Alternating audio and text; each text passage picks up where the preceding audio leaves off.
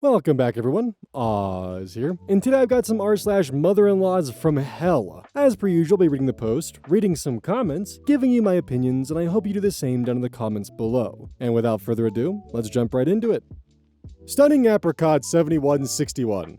Mother-in-law and sister are teaming up against me. Hi, everyone. Unfortunately, I found myself in a pretty difficult situation. My husband and I have two children, a 4-month-old and a 2.5-year-old. I used to have a really great relationship with my mother-in-law, almost like a mother-daughter bond. I trusted her deeply and let her get very close to me. This went on for years. The problem started after our son was born. My mother-in-law has a sister who doesn't have children. She became very attached to our son, to the point where it started to feel almost obsessive. This only intensified as he got older and more interactive. She, the aunt, not the mother-in-law, constantly wanted to be with him, asking to have him over for weekends. Things got worse after our daughter was born. They took advantage of the difficult period we were going through. At the time, it felt like they were helping, but looking back, it was never really about supporting us. Our son started spending more and more time with the aunt, and the requests to have him over on weekends became more frequent, to the point where she wanted him almost every other weekend. There was this creepy thing she shared with me, saying when she does not see my son for a while, she misses him so much that she needs to shower with his baby wash to feel his scent. What in the goddamn? At the same time, they started telling us how to raise our children, even criticizing how, what, and when I was feeding my toddler. I feel like my mother-in-law and her sister became extremely close because of their shared adoration for my son. They began talking on the phone for hours every day, and the main topic was always our son and our family. Then, the previously great relationship I had with my mother-in-law suddenly started deteriorating. She became condescending and argumentative with me. When I began to realize that this situation was far from normal and no longer supportive, I started to set some boundaries, mostly by reducing interactions and visits. As soon as they sensed this, they became even more critical and confrontational. I feel like they're trying to overpower me and completely take control of my family. I know I made the mistake of being too trusting and open, thinking that family always comes first. I should have set boundaries from the start, but this whole thing escalated so gradually that I barely noticed. And now, I'm just shocked by how they're speaking badly about me to my husband. Now, apparently nothing I do is right. I'm not raising the kids properly. I'm not spending enough time with them. And it's supposedly my fault that our toddler is thin, because I'm not cooking the right foods. In their opinion, only soup and puree count as real meals for a child. All of this criticism is directed at how I care for our toddler. They don't seem to care much about our baby daughter. In fact, my mother-in-law has recently started telling people, loudly, that I had no business having kids so close in age, and that we'll probably end up divorcing because of how hard things are with the baby. I'm devastated. I feel deeply betrayed, and I'm scared for my little family and my relationship with my husband. He's trying to balance between the two sides, between me and his mom and aunt. What makes things even harder is that it's like having two mother-in-laws, because the aunt is very close to him as well. And now the two of them have clearly teamed up against me. What would you do in my place? Thanks in advance. Yeah, that whole scent thing really speaks to there being some massive red flags just in general on this whole situation beyond what's overtly on the surface here. That is a frightening level of attachment to have towards someone else's child. I would also like to add that you need to get your husband in line and he needs to stop playing middle ground, because in situations like these, there is no middle ground. By choosing neutrality, you are inherently picking a side. If someone calls you a bad parent and the person who's supposed to be by your side takes a middle ground, you're gonna have a lot of questions as to why they're not backing you up as to why you're not a bad parent, and why they're just simply choosing to stay neutral. Brings a lot more questions than it does answers. So OP needs to make sure that they're on the same page with their husband before they proceed on anything else. And they need to make sure they're getting healthy boundaries established and, limiting the amount of contact their kids are having with the aunt and mother-in-law. I would also look into how your state defines or goes about grandparents' rights. Some states don't even allow it anymore, while others, like Colorado, only allow it in the case of the parents separating. So it's definitely a good idea to make sure they're not playing you right into their hands. Additionally, upon separation, that might be what they want, because then they get to swoop in and be mom, or double mom, with the husband when you're not there. And next thing you know, your kid's gonna have 3 moms and not know which one is which. You gotta sit down with your husband and make sure that he's aware that his mom and aunt, they're going to be satisfied with as much rope as they're given. And right now, he's giving them as much rope as they want, and that's a problem. But if he reels that shit in and makes them understand that they don't have control over how much rope gets unspooled, then their behavior is going to get reined in real quick because they're going to want to maintain contact with the grandchild. But the more that he allows them to get away with this, the more they're going to keep running off with the rope spool, and that's a problem. Once your husband gets the courage to grow a backbone and stand up to his mom, then you'll be able to set your boundaries a lot easier. OK Visual 6290. Mother-in-law offended for eavesdropping. I don't really know whether to laugh or cry, honestly. So, my husband and I were talking at home about the behavior of his mother and father towards us and how moving out of our house is necessary. She literally lives next door, and her garden is right next to ours. My husband and I went into detail about her behavior. He admitted that she's interfering in our relationship and making things difficult for us. And we talked about the need to set firmer boundaries so that our daughter and I aren't harmed by her nonsense. Well, right after that, I went out into the garden, only to find my mother-in-law with her head leaning against our fence and a broom in the other hand. She quickly pretended to be sweeping, though it was obvious she had been listening to everything. Since that moment, 3 weeks ago now, she hasn't spoken to my husband or me. She walks around the neighborhood with her head down, crying, and says she's fine. It's not the first time she hasn't spoken to either of us. Honestly, we're not too worried, but it's so clearly manipulative that it's unsettling. She also told my husband that I'm the one not talking to her. Obviously, she can't say anything to us because the source of the conflict was a private conversation she went out of her way to overhear. But she still acts offended. It's so weird. We've agreed to just ignore her. I'm torn between finding it funny, irritating, or interesting that she actually behaves this way and clearly expects an apology when she interfered with our privacy by eavesdropping. Commenter Blueberry Yogurt Cup gives a pretty good synopsis of this, and it's better than what I would have responded with. It's so clearly manipulative that it's unsettling. It's intended to be. Obviously, she can't say anything to us because the source of the conflict was a private conversation she went out of her way to overhear. But she still acts offended. It's so weird. Not really. She wants someone to ask her why she's upset. Then she'll have the opening to vent all her anger that you two, or maybe just her son, could possibly think this way about her. She's had her delusions broken and is trying to push them back in place by blaming you or both of you. It's harder for her to do this when she's not yet been given a chance to manipulate, Darvo, blame someone else, and try to convince you both that this is never her fault, that she only did insert one of the most minor things because someone else didn't comply fast enough to what she wanted. We've agreed to just ignore her. I'm torn between finding it funny, irritating, or interesting that she actually behaves this way and clearly expects an apology when she interfered with our privacy by eavesdropping. That's the best thing to do, but expect her to find something to blow up about sooner or later, or to find a new companion who will listen and believe her lies about you. One thing I've learned is that when they cannot blow up about the reality, they will invent something to blow up about and focus on as a distraction to you both, just to try to force your apology or belittle you for not allowing something little. Make a plan for what to do when she can't stand it and blows up, or when she suddenly pretends nothing happened. This comment does a pretty good job of spelling out the exact kind of behavior that I would be expecting from someone like this.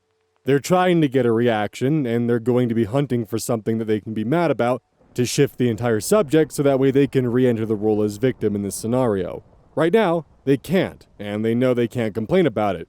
So they're going to be moping around in hopes that they can get some attention and potentially find an opening or wedge it open by force. Ignoring her until you move out is honestly probably the best option. I'm actually kind of shocked that you moved into the house next to your in-laws in the first place, or even the idea that your husband, when buying his first house, assuming that he was the one who purchased it, decided to move in next to his parents. With how the in-laws act, this is just a recipe for disaster, and a very unhealthy relationship that only becomes more unhealthy by the day. Investing girl. My mother-in-law cries and guilt trips to get away. Now she's crying for grandchildren, and I'm emotionally drained. It's been such a stressful period for me, and I just need to get this off my chest before I explode. So please, bear with me, my internet stranger. My husband and I, both early 30s, recently finished our master's degrees abroad, and just started our post-grad jobs. We're both working hard to pay off student debt and a mortgage we took on before our studies. Life is busy, but stable. The real problem is my mother-in-law and how she uses crying to get what she wants. The first major incident was about our second marriage certificate. When my husband and I got legally married at the courthouse in the country where we studied, it was a small but meaningful moment. We were happy, proud, and ready to move forward together. A few months ago, after our graduation, we went back to our home country for a short visit, and both families went on vacation together. During that trip, my mother-in-law cornered my husband in her hotel room and demanded that we go sign another marriage certificate, this time in their hometown. She said it would make it truly official. He explained gently that we're already legally married, and that doing this again would take weeks of paperwork we didn't have time for. We actually looked into the process before moving to the new country. She immediately started screaming and crying, saying things like, "That was just an excuse! You betrayed me! You're a bad son! You don't care about me at all!" To be fair, I wasn't there. This was what my husband later told me, looking absolutely defeated, sitting on the hotel couch. Seeing him like that broke my heart. A few days later, she called in a favor with someone at the local government office and somehow arranged to have a marriage certificate made immediately. She asked my husband to tell me to come sign it. I remember feeling so uncomfortable, and honestly, in my wildest dreams, I never imagined I'd be signing a marriage certificate in such a pressured way. But he looked so crushed that I agreed, mostly to stop seeing him like that. Looking back, that was the moment I realized how she could manipulate both of us through guilt. Now, the ongoing issue, pressure to have a baby. Fast forward to now, she's started a new campaign, crying about wanting grandchildren. She calls my husband often, sobbing that her life is empty, that he's abandoned her, that she's sick and jobless. She doesn't get along with my father-in-law at all, so she completely relies on my husband for all kinds of support. Health, financial, and emotional. My husband also seems to resent this. Whenever he talks to his mom, I can feel his frustration and anger. With anyone else, he's kind and extremely patient. She seems to resent me, though. She even went as far as asking my relatives whether I was the one forcing him to live abroad and far away from her. Every call, she slips in another comment about carrying on the bloodline, or how I'm wasting my time learning new skills instead of focusing on having children. Once she even told my husband that I'm going to run out of eggs soon. Before we left our studies, she and my husband's grandfather told me to just give birth and leave the baby behind so they could raise it, because that's common in their village, where parents often work far away. I was horrified. No child of mine will grow up wondering when their parents are coming home. Where I'm at now, I've cut contact with her as much as possible. I no longer take her calls or respond to her messages. My husband handles communication, but every time she calls him, I feel the resentment growing inside me. She weaponizes tears and guilt to get away, and I'm so tired of watching her manipulate my husband, a good, kind man, into feeling like he's never enough. We both agreed that we'll have children when we're ready, whether biological or adopted. We want to provide a stable and loving environment, not one built on obligation or guilt. But every time she cries, it chips away at that peace we're trying to build. I know cutting her off completely would cause a huge cultural backlash, especially in their village, and I don't want to put my husband in that position. But I also can't keep living like this, walking on eggshells, bracing for the next guilt trip. I don't even know what kind of advice I'm looking for. How do you keep your peace when someone's constant crying is actually emotional manipulation? Edit 1. Thank you all so much for your advice and empathy. Reading through the comments has really helped me process a lot of this. I see many people suggesting that my husband and I go no contact, and I completely agree in theory. It's easier for me because, honestly, I couldn't care less if she's mad at me. It's just much easier said than done for him, and there are 2 big reasons why. 1. Cultural pressure. My husband is the only son and oldest grandson in his family. In his village, it's still deeply ingrained that children are responsible for taking care of their parents. Especially the eldest grandson is expected to take care of the entire extended family. He even mentioned a relative who gave up his job, wife, and kids in another province just to move home and care for his parents. I remember saying, "I'm sorry, that's such a messed up story," when he told me that. Whenever he pushes back against his mom, she flips the script. She'll cry and ask him things like, "Promise you won't abandon me?" And when he calmly asks, "Do you want me to come home and live poorly with you?" she immediately backtracks. No, that's not what I meant. It's this constant emotional yo-yo that infuriates me because when I express frustration about her behavior, he'll often say, "Yes, she wants me closer, but she's not demanding it." As if that makes her behavior okay. It's exhausting. For context, my own parents are the complete opposite. They're just happy I live well and never interfere. So it's been a real adjustment trying to understand this cultural double standard, even though we're from the same country. 2. Mother-in-law's safety and situation.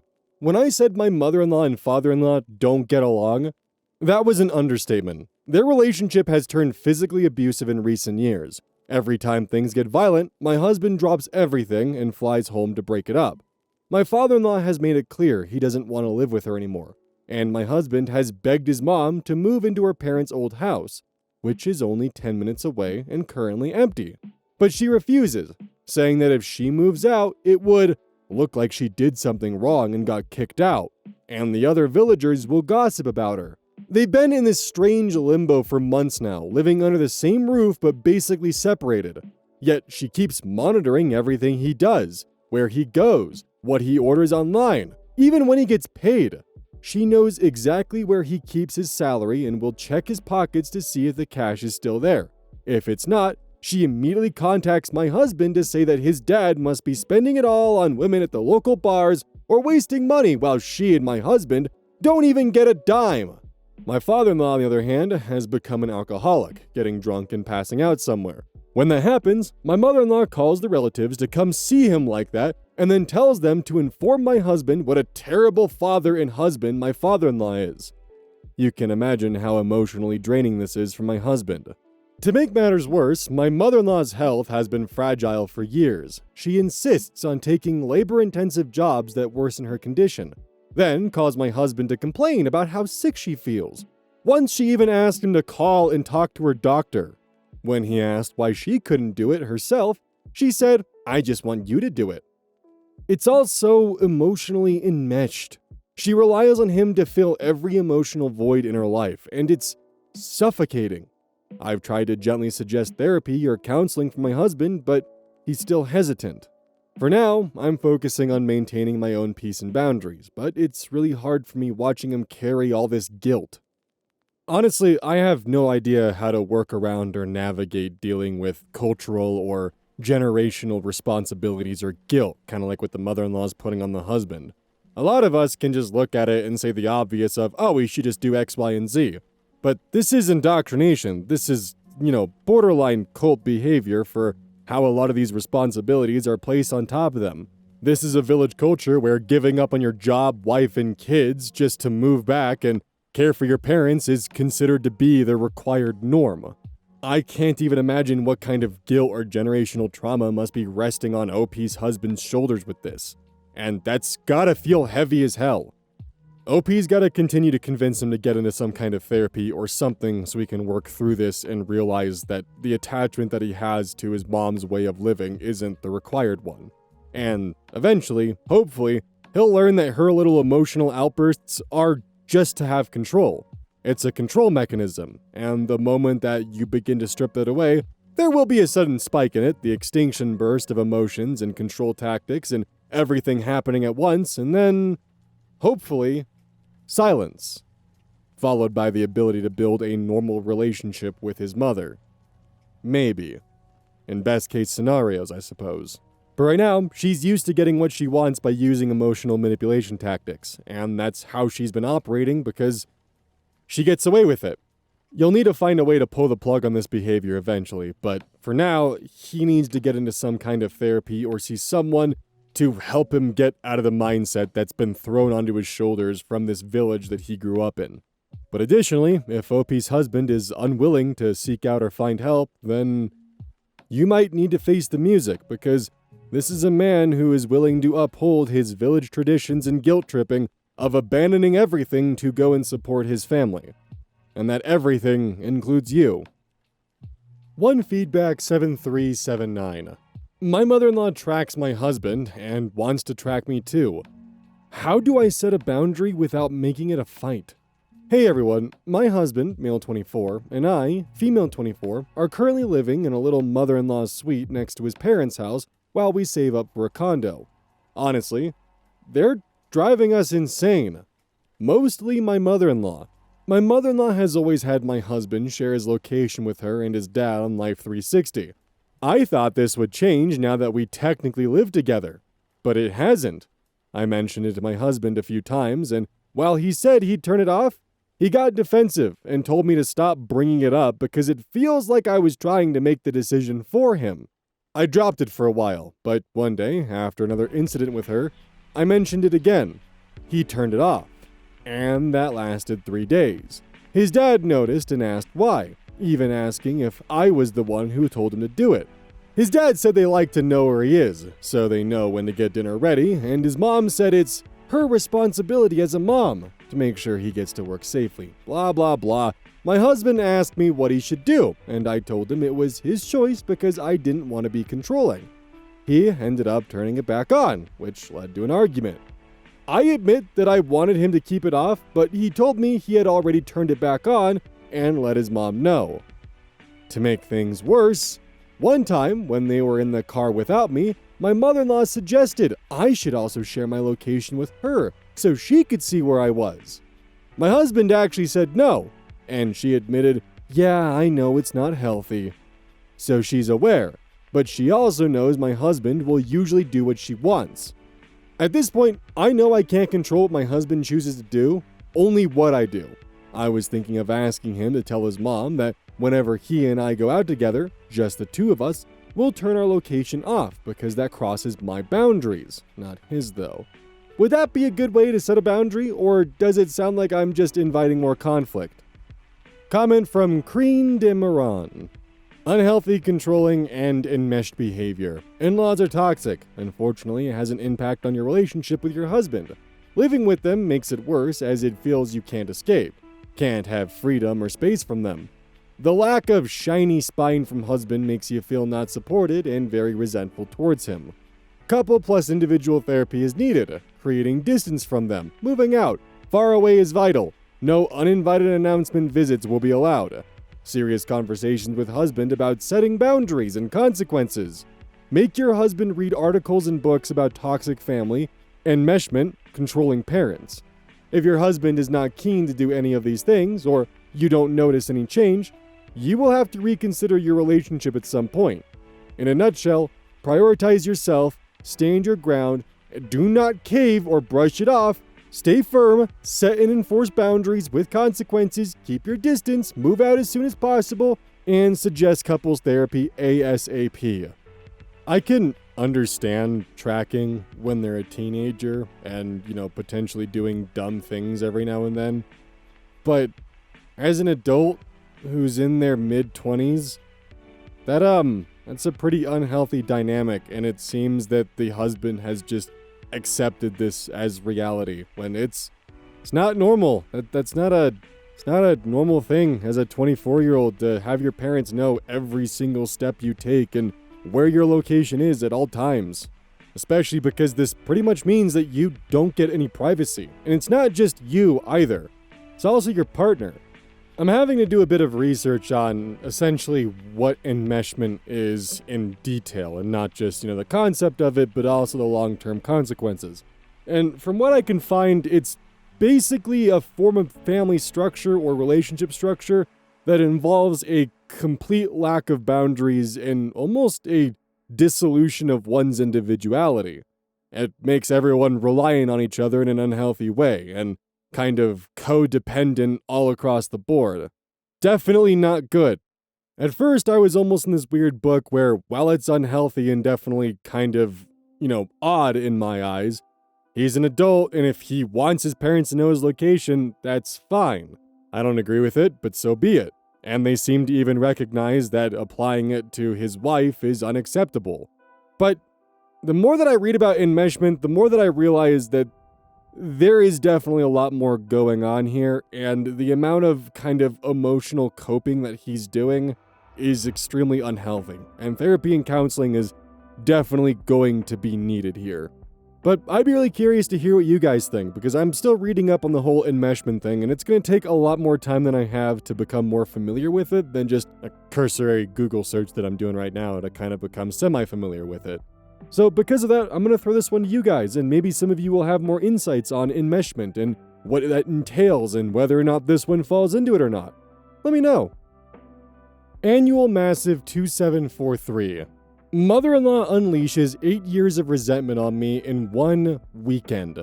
My fiancé, 27 male, and I, 28 female, have been together for over 8 years. He's an absolutely amazing partner, and I'm so excited to marry him. His mother, who he is not particularly close with, but he still loves, is unfortunately very unhinged. There's always been a lingering feeling since we met that she didn't like me, and I couldn't understand why. It's only become more challenging to deal with in the past couple of years since my own mother, who I was incredibly close to, died of cancer. Earlier this year, my mother-in-law dropped out of my wedding dress shopping last minute, which obviously sucked. This weekend, I decided to sit down with her and tell her how that upset me and how I felt like she never really liked me. She started bawling and saying I judge whether I like people based on their education level.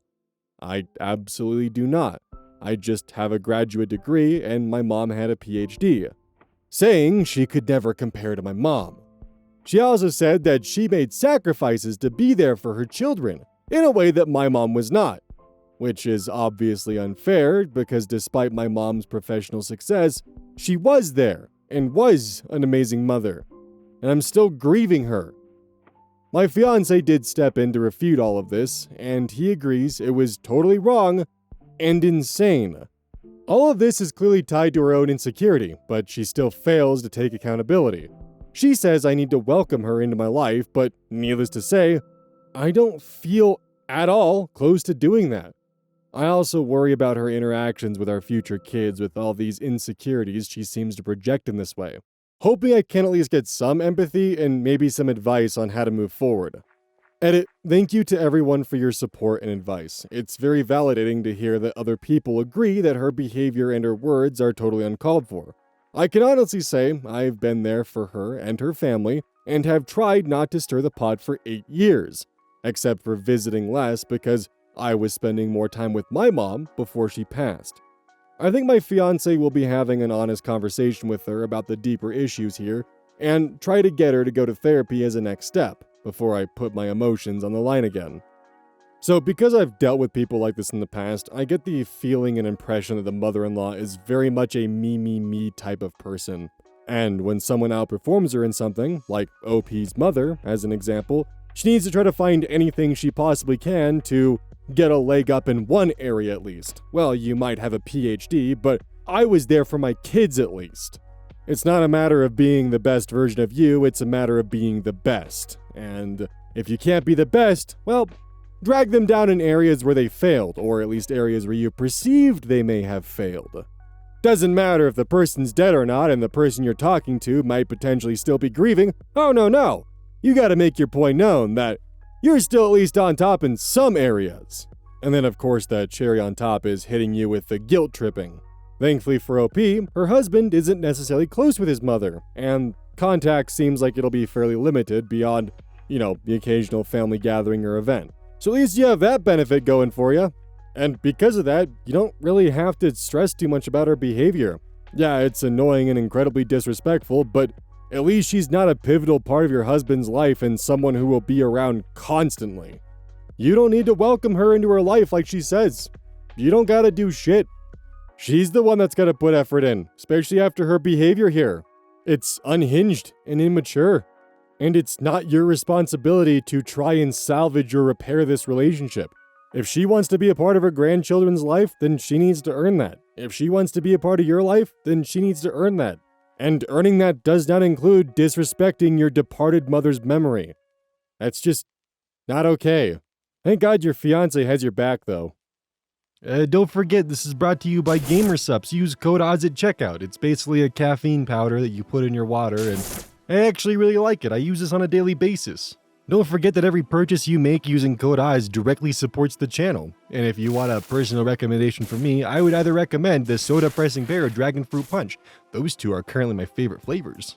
And as a note, once we sell a certain amount of stuff, I get my own flavor and my own cup. And you all know I'm gonna choose some degenerate shit that's gonna make their PR team squirm. My goal is to make them regret partnering with me. So please, use code ODDS at checkout to make my dream come true of making a PR team squirm.